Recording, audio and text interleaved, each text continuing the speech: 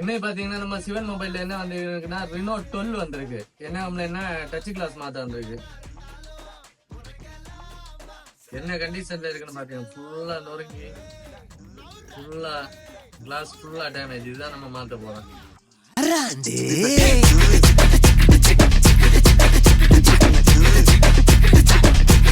என்ன கண்டிஷன்ல டேமேஜ் ஆயிருக்குன்னு பாருங்க டச் கிளாஸ்.